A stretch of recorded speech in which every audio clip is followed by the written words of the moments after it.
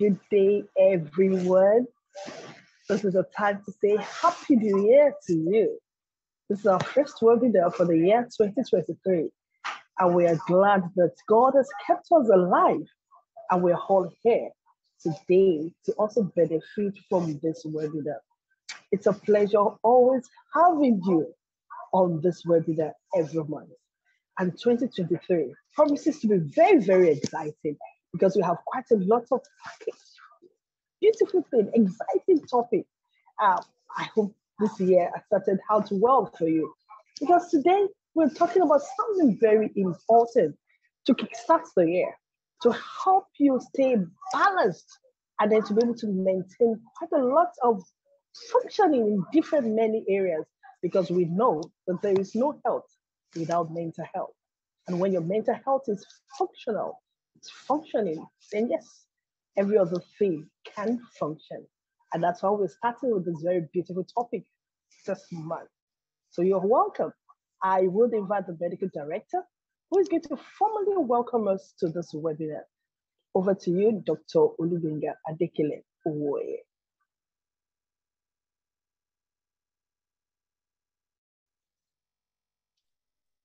Thank you very much, Mrs. Itoyese. I really appreciate you for the warm welcome given to everyone. Good afternoon, everyone. Good morning, wherever you are, or good evening. I welcome you to this special edition of webinar by Yaba Voice to commence the year 2023. Yaba Voice, as you all know, is a platform for mental health education, advocacy, and community outreach. It is a social media platform of Federal Neuropsychiatric Hospital Yaba Lagos, through which the hospital creates awareness and educates the populace on mental health issues. Today's topic is prioritizing your mental health in year 2023, your responsibilities. As we all know, mental health is very important for effective performance of our day-to-day activities. Hence, during the World Health Assembly in May 2021, governments from around the world recognized the need to scale up quality mental health care at all levels. Why is this? The reason being that 1 of every 4 people has one diagnosable mental health issues or the other. Not that alone, 75 to 95% of these people has no access to quality mental health service. In today's webinar, there are many questions to be addressed. For example, what do we understand by mental health? How important is our mental health? At what points do we say mental health is compromised? Then what are the risk factors that may compromise our mental health? What are the red flags that show that an individual mental health is being compromised? And what can we do on time? How do we promote a sound mental health? So, to address these issues, our great mental health experts on this platform today. The first on the list is our own Dr. Jibril Omuya Abdulmalik. Dr. Abdulmalik is a lecturer in the Department of Psychiatry, College of Medicine, University of Ibadan. He's an honorary consultant psychiatrist to the University College Hospital, Ibadan. He is a researcher in the field of mental health with outstanding publications and a mental health advocate. He is the founder and the Chief Executive Officer of the ASIDO Foundation, a not-for-profit mental health organization that is committed to promoting better understanding of mental health issues. Second, or our second guest today,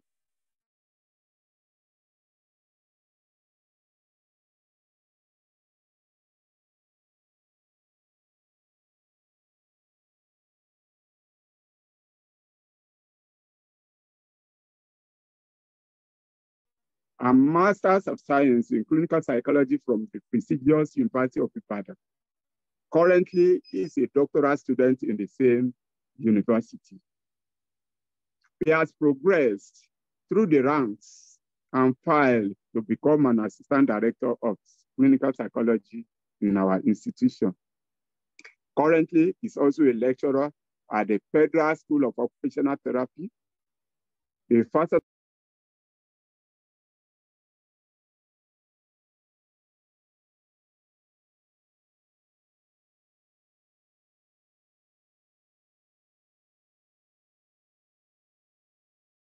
Okay. Hello, sorry. There's a breaking transmission. I think we just lost the medical director now. But I hope you will join us shortly. I will move to complete the formal Sorry welcome. for that break in transmission. Okay, all right, it's back. So I want you people to become relaxed as we listen to our expert in today's webinar. Thank you and God bless.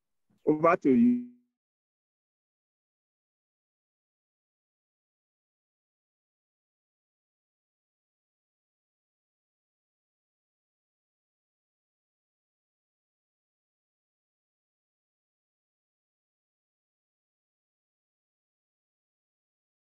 On. And I've got news for you.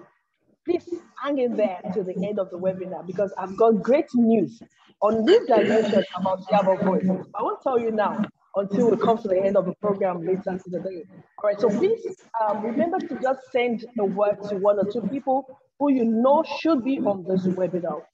They need to benefit. And as a matter of fact, I will tell you that everybody needs to be here this afternoon because of what's going on in the country and many other things that we will be talking about.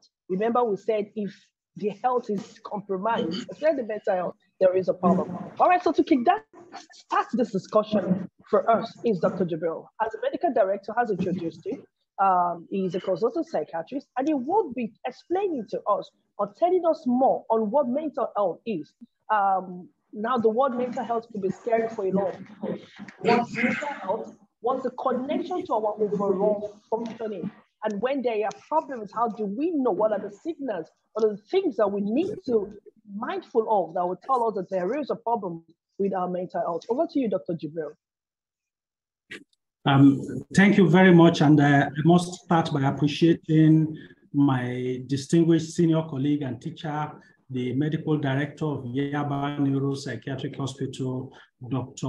Uweye. Thank you so much for the privilege of this invitation.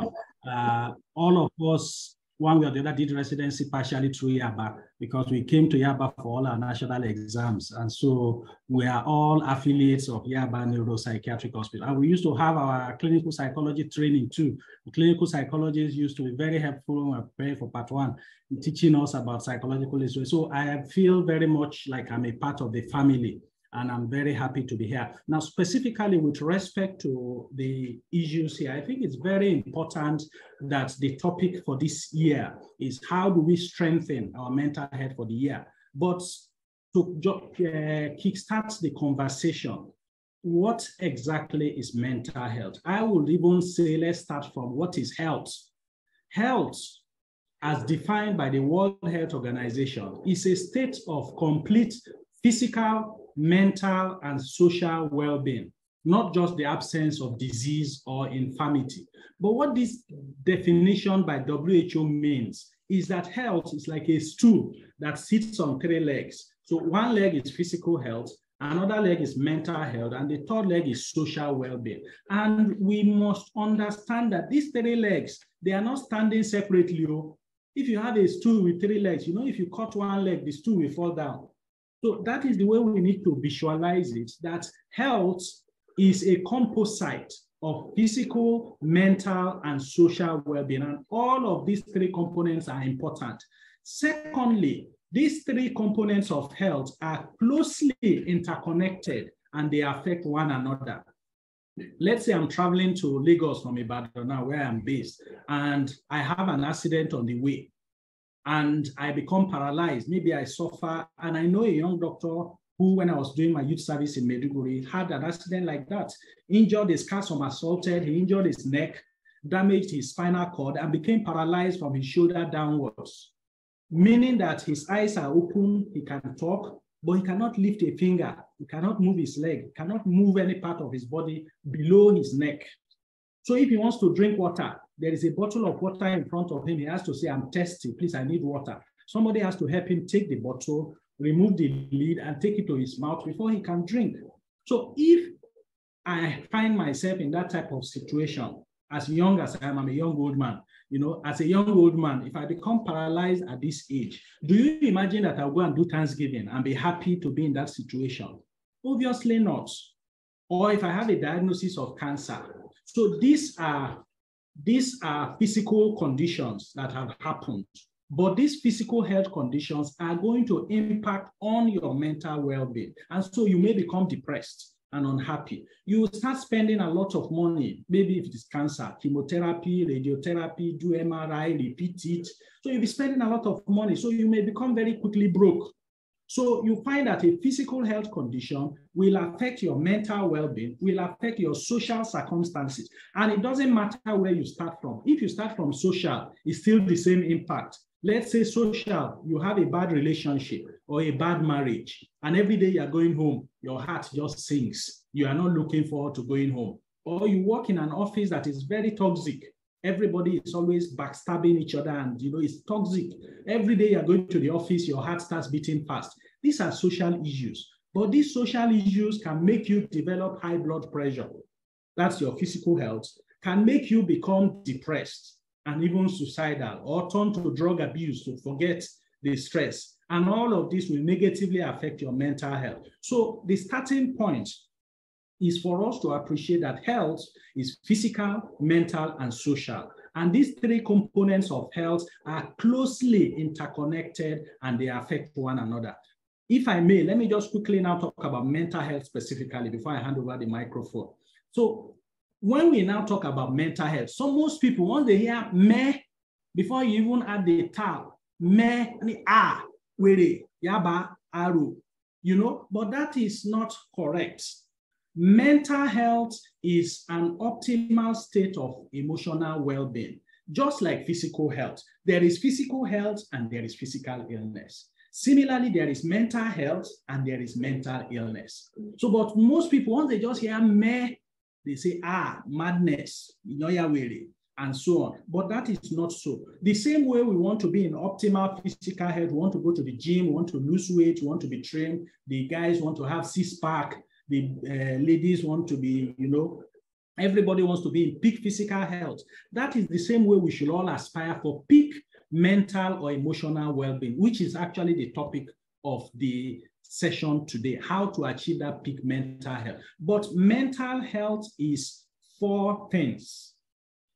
One, how do you fulfill your potentials as an individual? All of us on this call, we all have different potentials. Some people are very articulate, some are not as expressive, some people are very good with mathematics, some are poor, like me. That's why I ran to medicine, are poor in mathematics. We all have different strengths. So how do you fulfill your own strengths, fulfill your own potential? You need to enjoy good mental health to do so.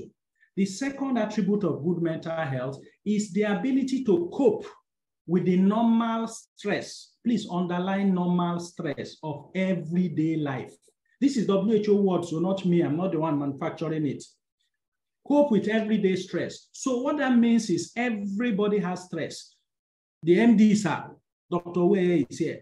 MD, sir, is your life without stress? I'm sure he will say yes. His life has, is to say no, his life has stress because everybody is telling her, MG, please, my sister needs employment. Please, my son needs employment. And so how many people can he satisfy? So there's stress being MG. There is stress being a resident doctor. There is stress being a psychologist. There is stress being a nurse. There is stress being the cleaner in Yaba. Buhari's stress is different from Governor Sanwo-Olu's stress. It's different from the local government, but everybody has stress.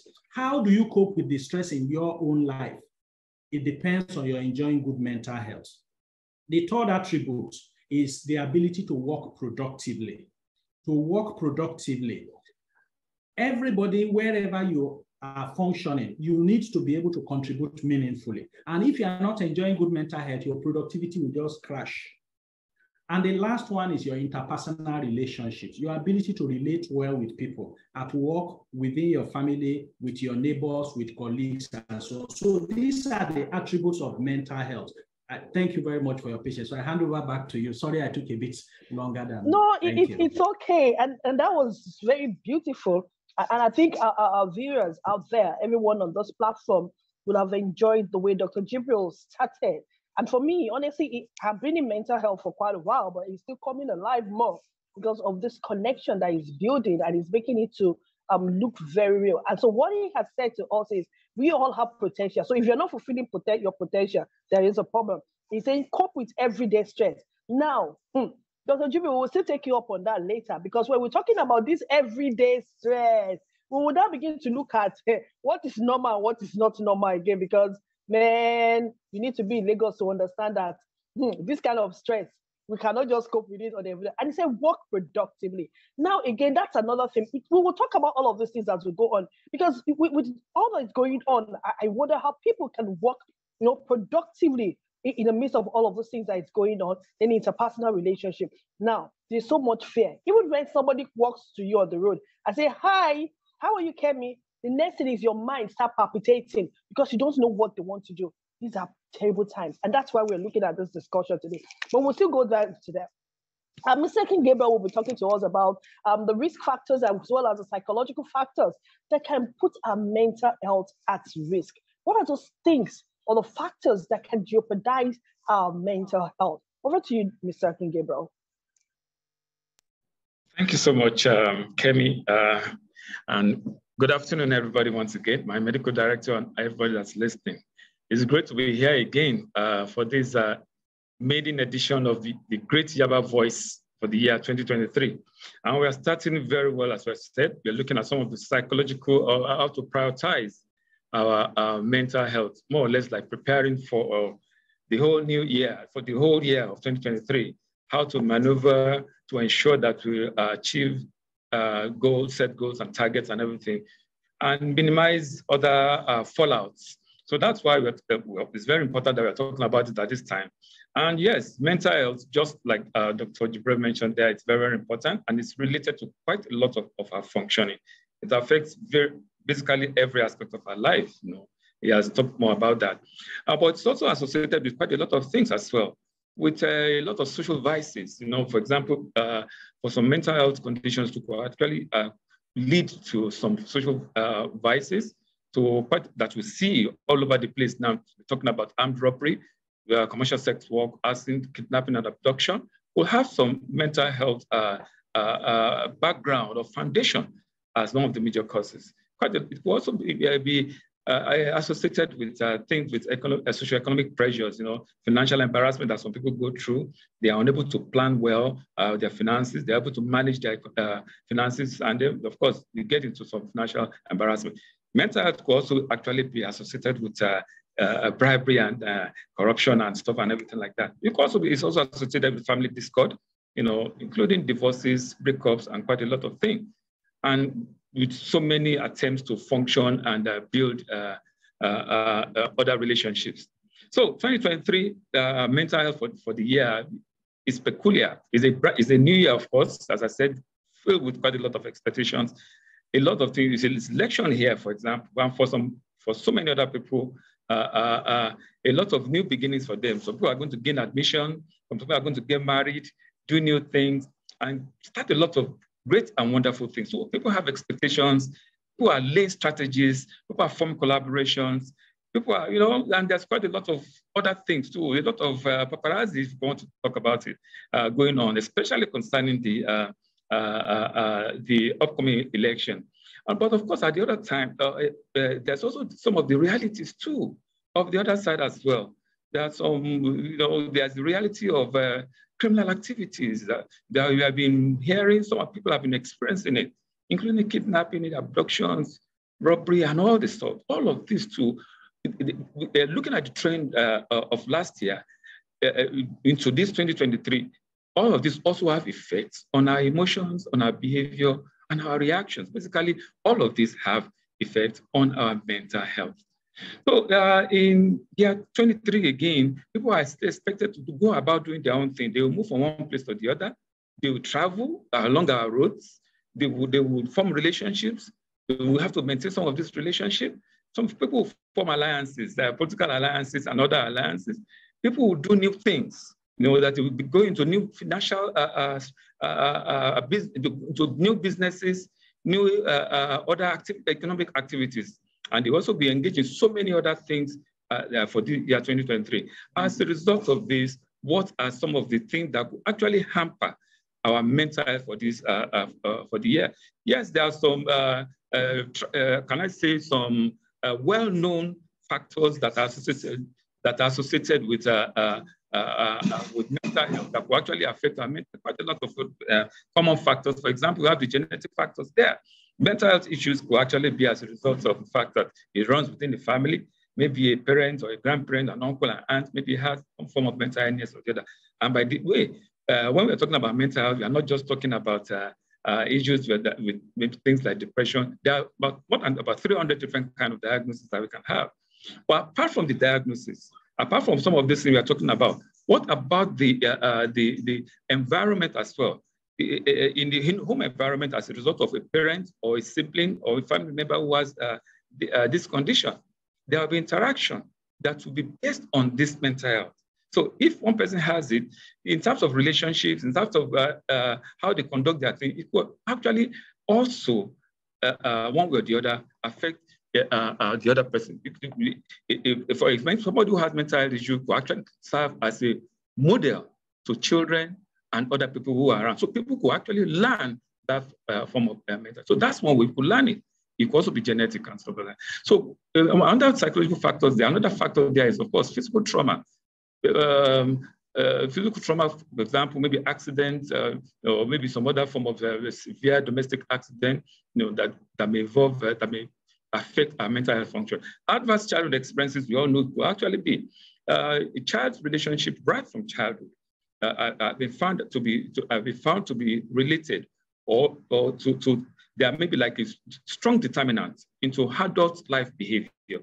So children who suffer abuses, for example, will go through some other form of emotional trauma, as well as physical trauma, will also eventually end up with some form of mental health issue or the other. Domestic violence too, which is also one way that people also react to issues, will also be, physical, domestic violence, of course, include both physical abuse, emotional, and all the other form of violence within the home. Social isolation and loneliness. So people are unable to cope. They find themselves withdrawing into themselves. They are unable to relate. They're unable to enjoy relating with others. Now, poverty is another one entirely. People living below the poverty line also have some issues. I also may be amenable to actually develop some form of mental health. A person's financial status definitely can affect his mental health. So long-term physical illnesses could also be some chronic conditions that we are associated to have to impact on mental health. And there are some physical conditions too that may also have some mental health implications. Drug abuse is another one. People use substances to try maybe in their own way cope with some form of issues or the other, stress and everything. And of course, it will actually lead to some form of mental health condition. So there are several also conventional ones, but are there some specific factors that we can look forward to in the year 2023? Based on what we were talking earlier, because of some of the peculiarities that are expected.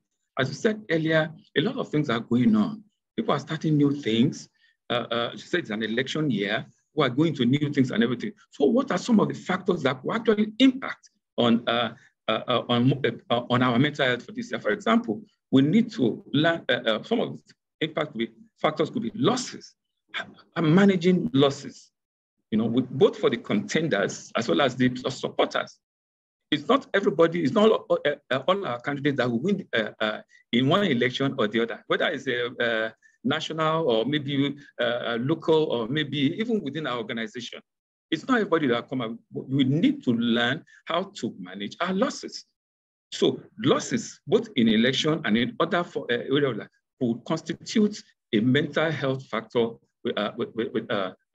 for this year 2023. Another area could be the ability to actually manage failures. We need to manage failures, and also unmet expectations. We need to also know how to unmet expectations and everything. And also, we also need to learn how to manage other form of areas, including bereavement, the emptiness syndrome. So perhaps maybe as we move on, we'll be able to talk more about some of these specific factors that may actually constitute our impact on our mental health this year 2023 as we move along. Let me quickly hand over to Kemi.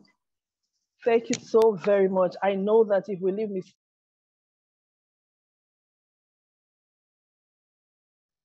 Thank you so very much, sir. I know that if we leave Mr. Akin Gabriel, it would go on and on, but then because of the brevity of time.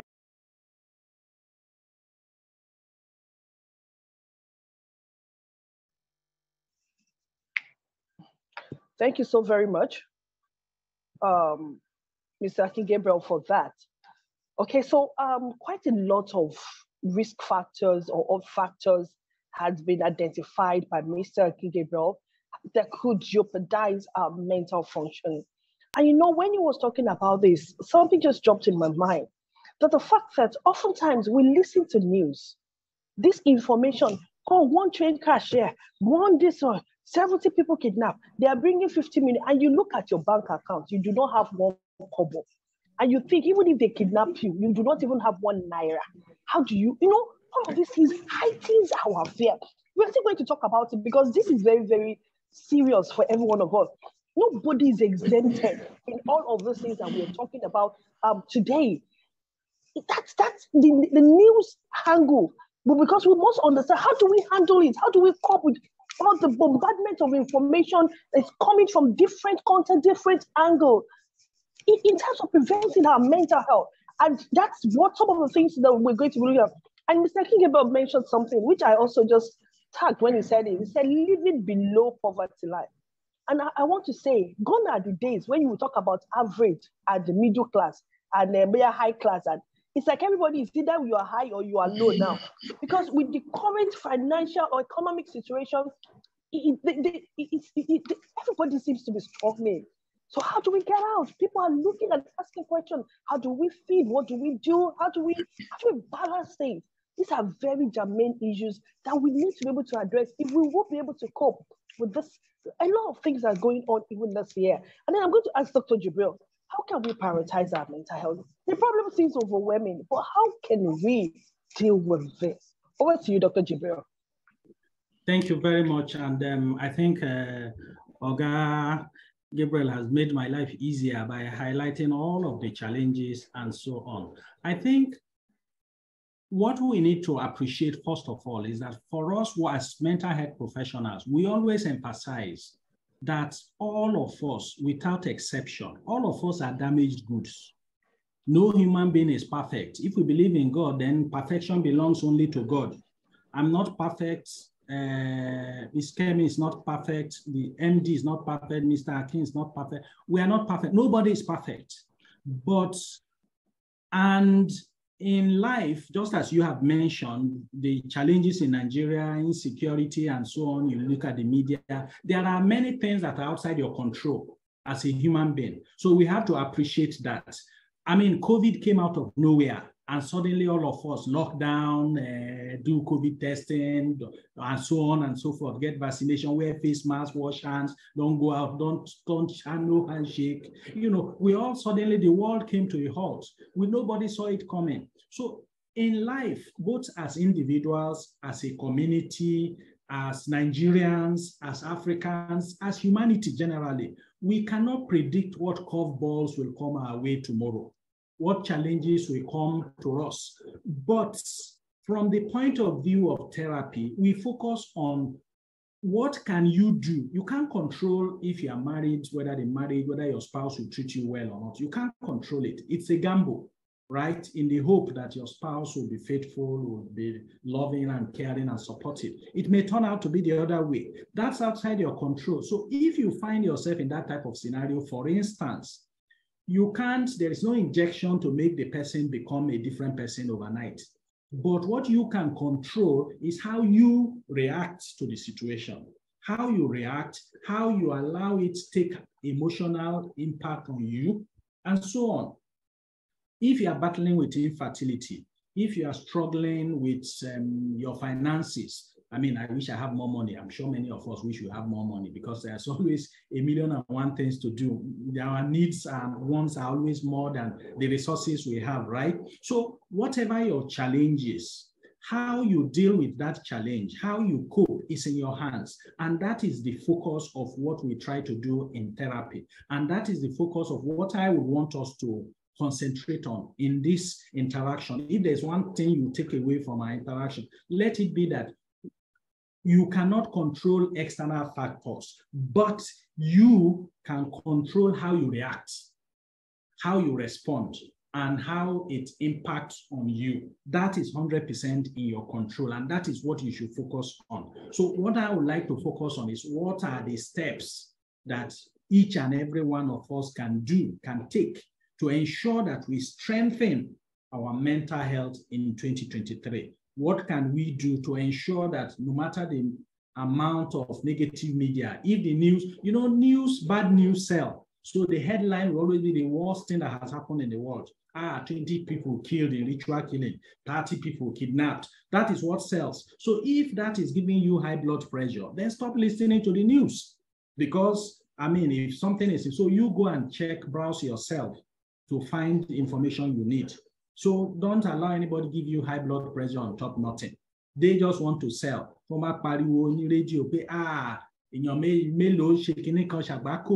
everybody will say, so many people were unfortunate, they died. Then everybody will shout. But if that is provoking anxiety for you, giving you high blood pressure, then don't listen to that news. Okay, so that is the thing. So avoid situations and circumstances that cause you emotional challenges. If someone is toxic to you, whenever that person comes to your office, when they leave, you always feel sad. Start avoiding the person. Associate with people who lift your mood, who make you feel better, who encourage you, who give you optimism, so that those people will encourage you and you keep feeling energized. So there are practical things we can do. I don't know if I should begin to take them now or will that come later. Kemi, should I take them now? Yes, please go ahead. Okay, so practical things that we can do. For instance, our brain has been conditioned for us to sleep for 1/3 of our life. If you sleep for 8 hours in 24 hours, that is 1/3 of the day. So what that means practically is that if you are 45 years old, you have slept for 15 years. When you are 60, you will have slept for 20 years. When you are 90, you will have slept for 30 years. Why? Because sleep is integral to your brain functioning well. If you take your phone and you install a new app, it will say restart, reboot, or your laptop. Because when it is functioning, the app will not be able to integrate very well. That is how our brain works too. When we are sleeping, that is when the nerves repair themselves, strengthen themselves, and so on. Our new information is processed, memory is processed. So sleeping well is fundamental to good strengthening your mental health. Make sure you have good sleep. Secondly, Mr. Akin mentioned it before, avoid drug abuse. Many people say, hey, I'm stressed. Let me go and drink. Let me go and smoke something. Let me go and take something because I'm stressed. Believe me, you are opening a Pandora box of problems. You are creating another set of problems that is worse than the stress you are trying to cope with. So please, I beg you, avoid drug abuse. All of us in mental health know that the best treatment for drug abuse is prevention. Don't even go near it. That's the best treatment too. Otherwise, most people, it will be revolving door. Go into rehab, come out, go back into the habit, come into rehab. It's not helpful. And any of us can be a victim. So please protect yourself, avoid drug abuse. Thirdly, let us invest in human relationships. No man is an island. No man can do it alone. We all need to rest on people from time to time. So cultivate, be intentional in cultivating and nurturing relationships. Start from home. Charity must begin at home. Be kind and supportive to your spouse, to your children, to your siblings, to your parents if they are still alive, and then your colleagues at work, and then your neighbors where you live, then people who worship in your church or in your mosque, right? So that, spreads emotional happiness everywhere you go. A kind word doesn't mean you have to give them money. You can just say, you look nice. I like your new dress. Oh, your hairstyle is nice. Pay them a compliment. They will smile. You've done well for their mental health for that day. And when you do so, they will also reciprocate over time. So please invest in human relationship. And then it's a new year. We're all saying Happy New Year, Happy New Year. Happy New Year, Happy 2023 is made up of happy 365 days, happy 52 weeks, happy 12 months. So be intentional about living in the moment. Each day that you wake up and you are alive, they didn't carry you from the bed. You can stand up with your 2 feet. Be determined to be happy that day. Be very conscious of being happy. That's how you are going to accumulate many happy days that will ultimately give you a happy new year. Okay, so let's do this. Spend quality time with your family. Let's exercise regularly. When I say exercise regularly, it doesn't mean go and register in the gym and wear trainers and so on. It can just be take a walk in your neighborhood, but let it be regular. Exercise has to be regular for it to be beneficial. When you exercise regularly, it improves your mental health. How? The muscles will release hormones that will lift your mood. 1. 2, you get tired.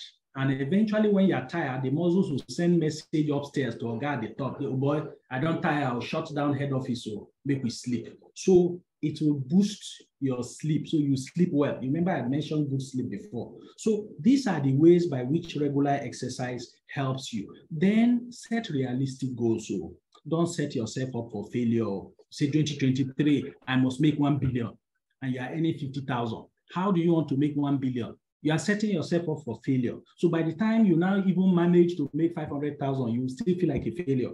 So when you set realistic targets and then you achieve it, then you are happy and then you feel more fulfilled and then you are motivated to do more. The other thing is that we all need to work hard. Hard work never kills anybody. Hard work, there's a quote, I don't know who said it, but the quote says that if you only work hard on the day you feel like it, you will never achieve anything in this world. If you are waiting for, the day I feel like it, that's the day I'll go to work, they will sack you like pure water. You understand? So you have to have the discipline, the dedication to work hard, set your goals, and then work hard to achieve those goals. Hard work is very important. And then when you achieve goals, you will feel better, you will feel motivated, you will feel successful. So these are some tips that I think if we apply them will help us improve our mental well-being. Thank you. Thank you so very much, Dr. Jibril. I love the fact you said it will suck you like they suck pure water. I don't know if they suck pure water though, but that's just interesting. And it's handy to the humor because it's allowing us to just distress. It's allowing us to distress and just feel good with ourselves. Thank you so very much. And you know, he had really highlighted some basic things that we can do in the bid to be able to manage and prioritize and just flow. And I love the fact that he said, be intentional. Each day you wake up, decide that you want to be happy. Even if you do not have the fried rice that you think you want to eat, it just doesn't really matter. Be happy with what you have. Be grateful and just flow through the day. And that would help. Thank you so very much for helping us to be able to. And he said something again, invest in human capital, human relationships. And quite a lot of people don't do that again. It's quite unfortunate that what we do is on the front. Okay, so if you chat, you do, but really the connection and every other thing, it's no longer there. We need to be more intentional about things like that if we will be able to move on. I still have questions for you, Dr. Jibril, so we'll be coming back to you.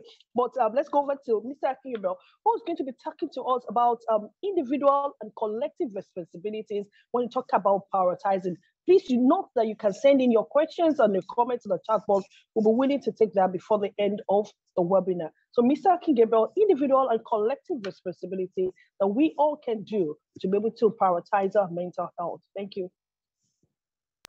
Thank you very much, Kevin. Thank you so much, Dr. Gabriel, for your contributions and for your tips. These are very, very good tips.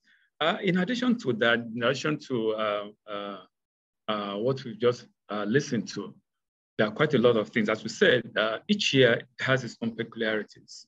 And we are looking at specifically mental health functioning in this year.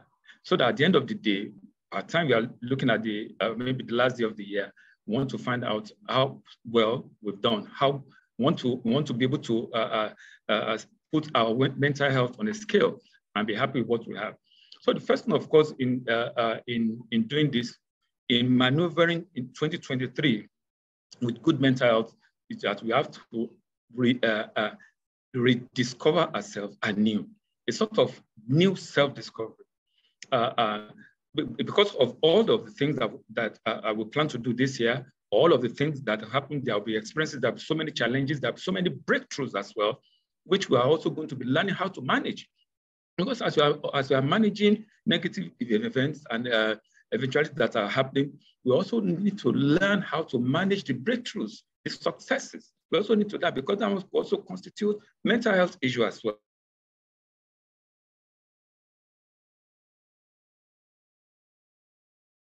So we also need to rediscover ourselves anew in terms of our strengths and weaknesses. We are anywhere. We are not this is basically on TV, but we have our weaknesses, but we also have our strength. We need to be able to know where we stand. We need to know what we have in our arsenal, in our toolbox, in order to so that when we are now faced with the challenge, we know the right tool to use.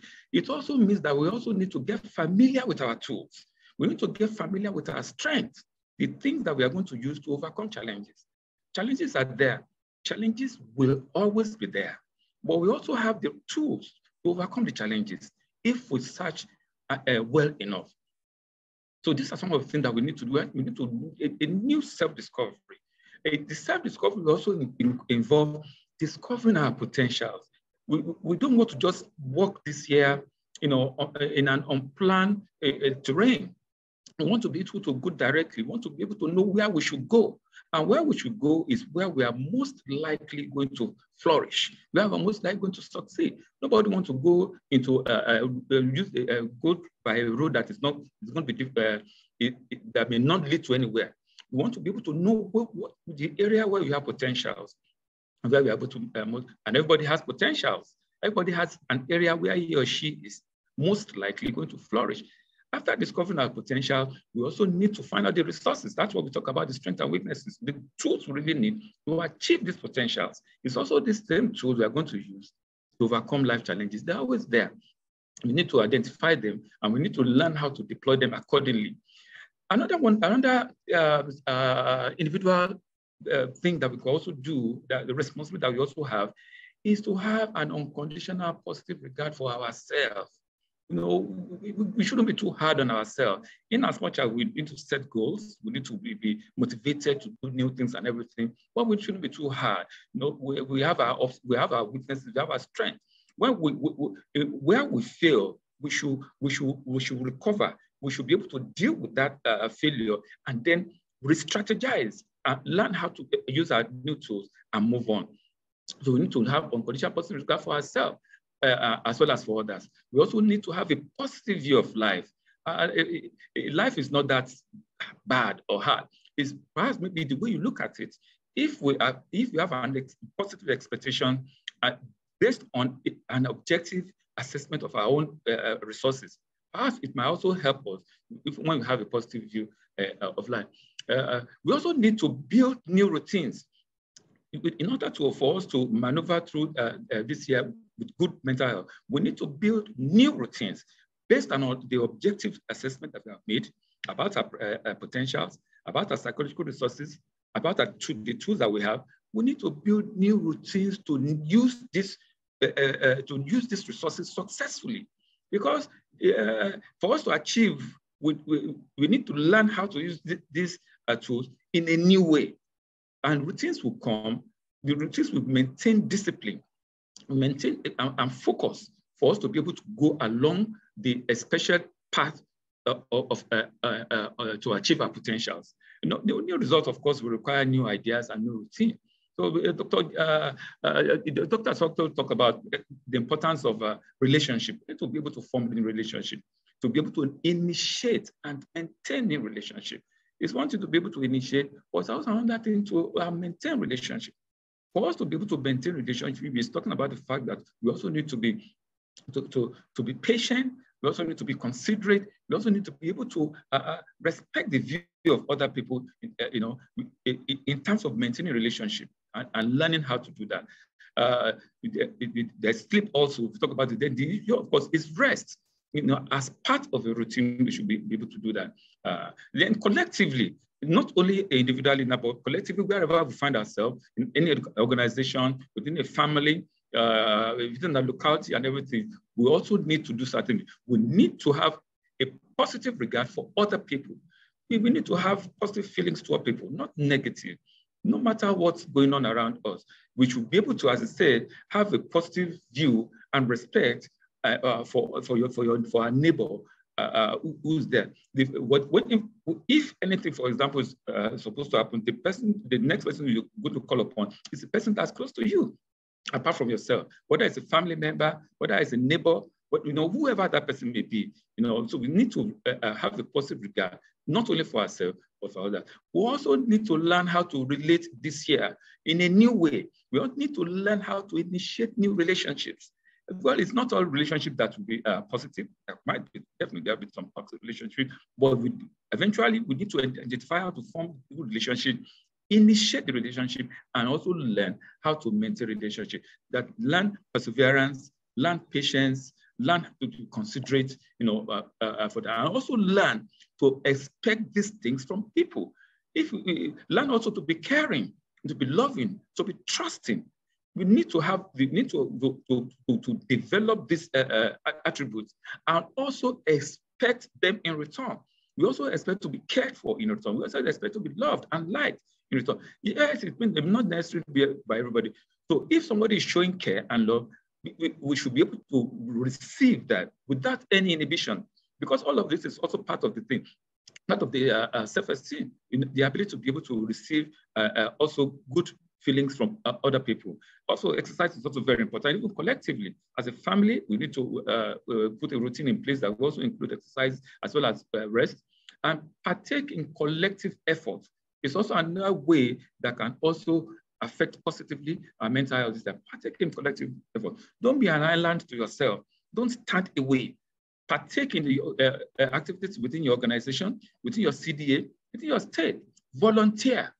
It's another major thing. Volunteer. Share your experiences, share your knowledge and skills with people, and grow young people, help them to develop, as well as your young colleagues.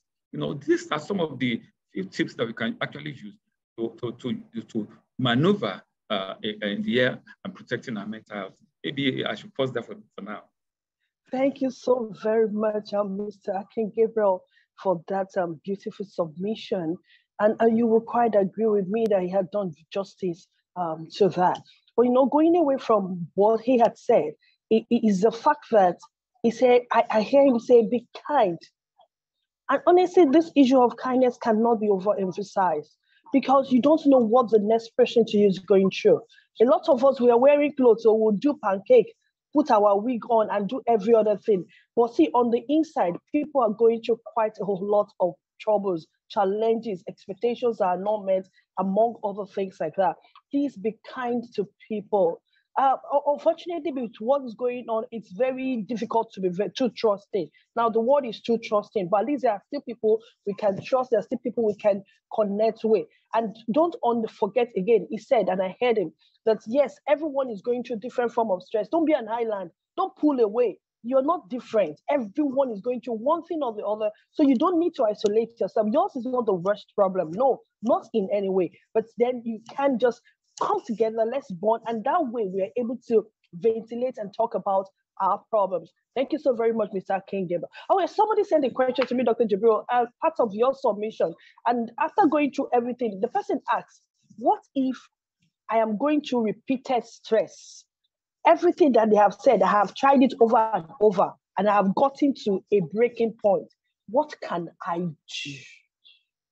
Dr. Jibril, what can this individual do?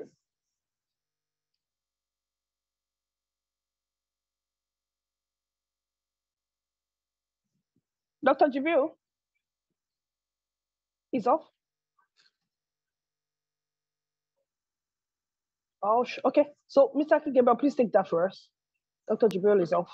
Okay, well, I'm sure maybe we'll get back to us. Yeah, what can we do? There is always a way out. There is always a way out. If you have done it and repeated and repeated, there is always a way out. I mentioned earlier about checking our toolboxes. Our psychological resources is replete with all sorts of tools to overcome whatever challenges that we have. It is for us to identify these tools and then learn how to use them to overcome the challenge or to achieve our potential. It's almost like somebody, you have a flat tire, and then you are trying to remove the tire with a biro, which you perhaps maybe find out in your toolbox. Of course, it may eventually maybe lose one nut, maybe in about a year or thereabout, if you keep persisting. But perhaps maybe in that toolbox, there is also a wheel spanner or something, either motorized or manual, that you can actually use to unlock that nut. So if you look long enough, if you search long enough, there's always a tool to overcome whatever challenges. Yeah. So the key thing is actually look more. If the challenge, but go back, relax, calm down, re-strategize, search again, look at it from other areas, and then look for the right tool. It's always there, and then we'll overcome it. We'll move ahead. All right, thank you, Mr. Jibril, for that. Dr. Jibril is back. Please, can you just unmute him? Somebody sent and said, I was having a meltdown. That's the word. I was having a meltdown, and I'm happy that you're okay now. You're okay now. There are days that we all experience this feeling, but we'll just find a way to cope with everything that had been said. Dr. Jibril, I don't know if you had anything to add to this that Mr. King Gabriel have said.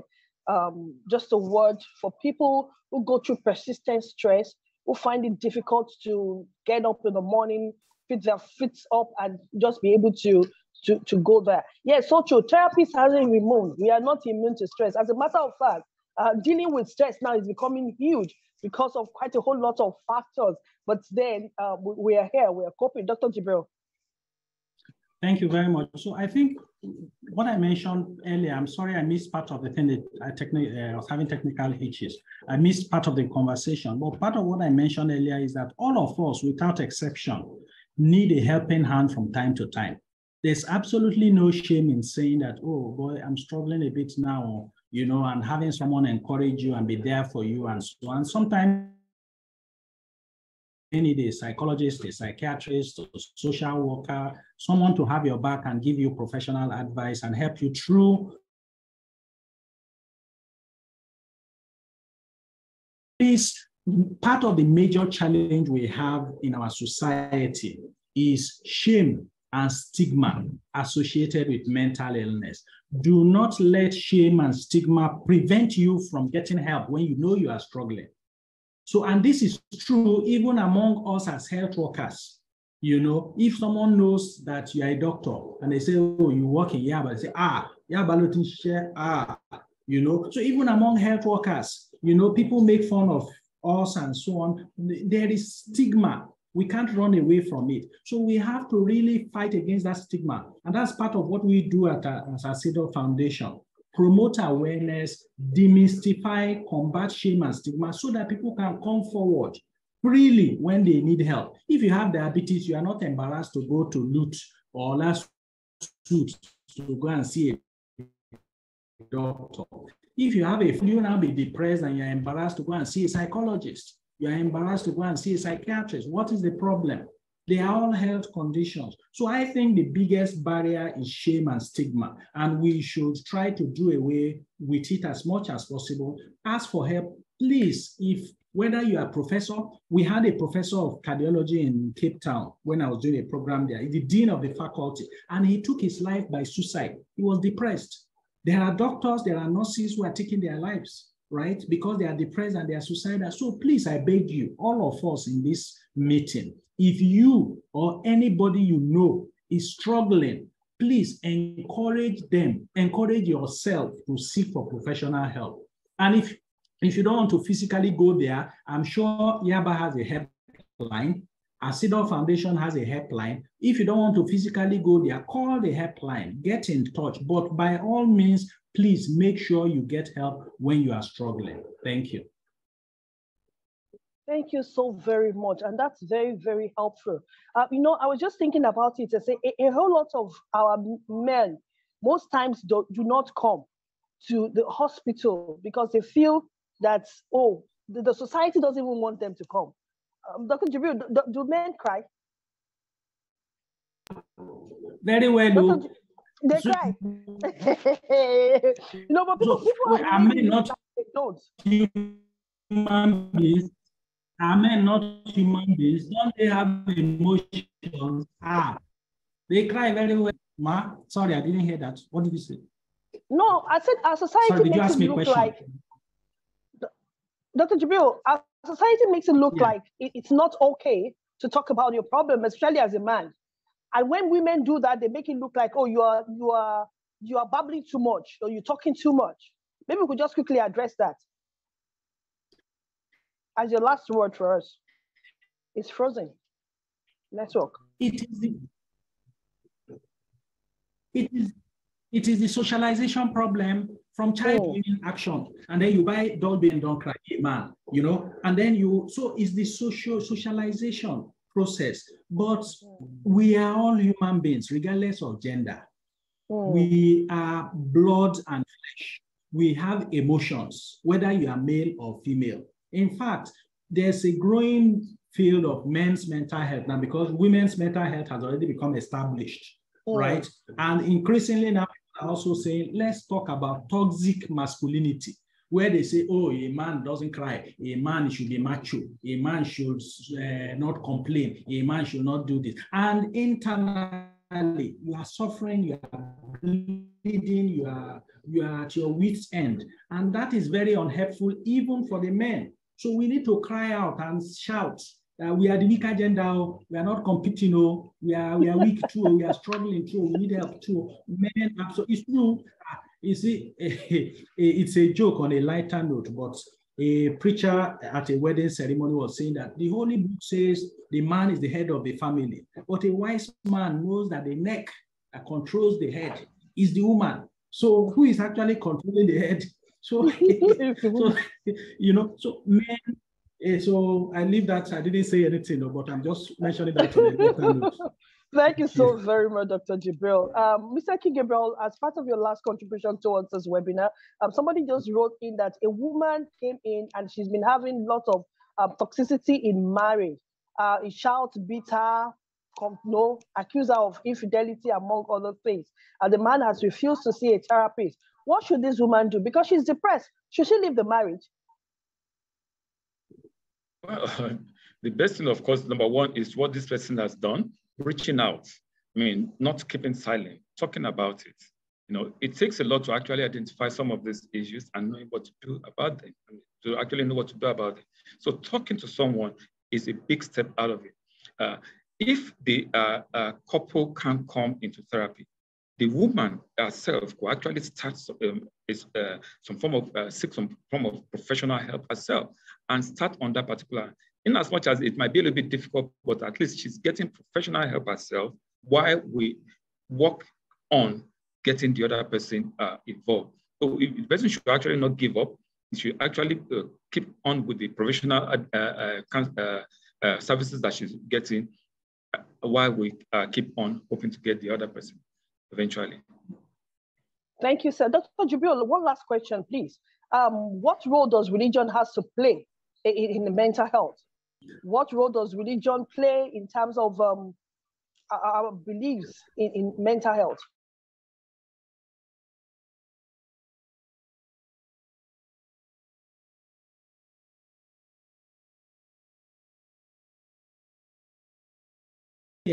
When you have a spiritual or religious community around you, it means that you have good social support. You have people who care about you, who are there for you. And then having faith in God or a supreme being also gives you hope to hang in there, to be resilient, to pray, believing that good things will come your way. And so that also helps you learn perseverance and resilience. So these are the positive aspects.